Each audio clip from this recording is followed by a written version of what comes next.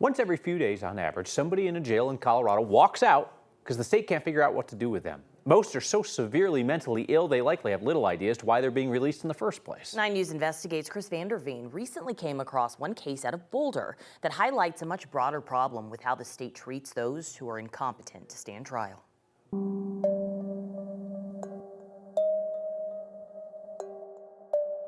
His is a story best told not from the beginning, but near its end. He was a fun little kid. The night a system once again let down everyone involved. He was sweet, he was normal, he was playful, he loved to laugh. No longer the little kid who liked to laugh, an expressionless man we'll call Cole walked away from a jail staffed by deputies no longer able to stop him. He came out holding a sandwich and a drink of some sort. Even his mom will tell you what happened that night was wrong. He doesn't know what's going on. He's so traumatized already. Oh, there's anger, yeah. Yeah, there's anger. Deputies in Boulder County say a man is in jail after attacking a girl near a middle school today. 1 year prior, that release might have seemed unimaginable, particularly to the family of the middle school-aged girl investigators said Cole assaulted. The girl says she screamed for help, kicking at the man and pushing him away. A frightening crime that earned Cole a notorious nickname. Everybody thought he was the boogeyman. Sure enough, first opportunity comes along, he's the boogeyman. Joe Swenson represented Cole in court. We're choosing to show, but not name Cole to help protect his identity online for reasons that might become apparent. Hey, Cole? Cole, this Deputy Tagley, tell him, but you can call me Tony. Apparent once you see the body camera recordings of his arrest. So you're Cole, right? Yeah. All right. We just need to talk to you about what happened today, man. Hours after the assault, investigators came to his mom's house in search of their one and only suspect. Were you on a walk today at all? No. Not at all? No. Would you lie to me? No.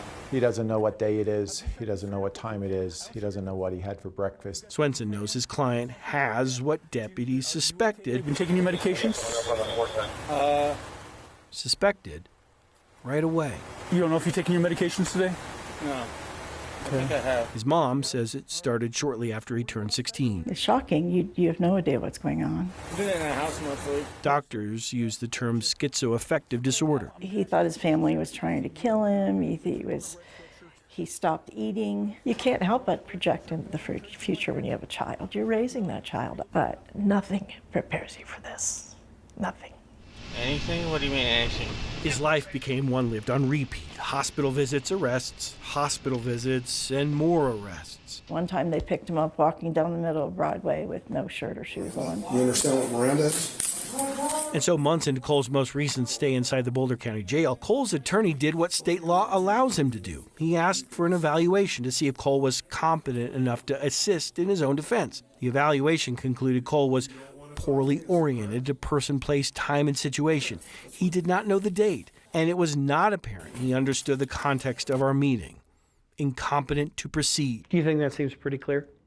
That he was incompetent?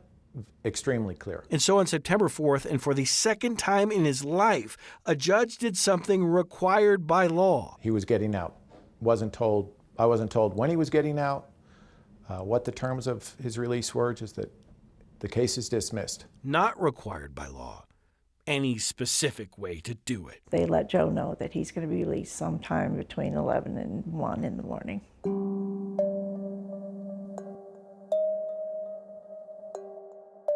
Case dismissed, Cole released a little after 11 p.m. with no money, no shoes, and most importantly, no plan. So he's got no access to meds, no health insurance, no plan, no pamphlet on where to go, nothing.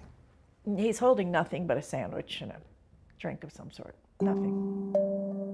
9 News Investigates found it's a story that's repeated dozens of times every year in Colorado. The state calls them PITPs, permanently incompetent to proceed. 48 times last year, 44 the year before, 36 the year before that, and 34 in 2020. He was in jail for a year. There should be a plan for what happens when he gets out. Newly elected state senator Judy Amabile. We're failing miserably on this front. Says we have identified a gap that needs to be addressed. And you do have to wonder, in what world is somebody who has been found unlikely to be restored to competency twice is not eligible for mental health care services? You don't want to talk to me, is that correct? Cole's family has since moved him out of state.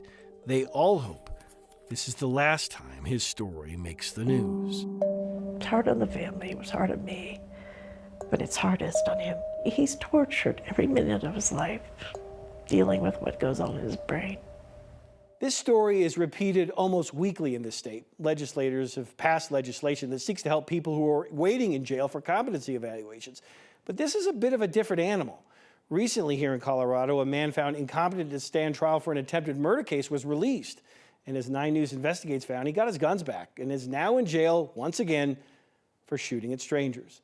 His lawyers are once again raising the competency issue. In the studio, Chris Vanderveen, 9 News.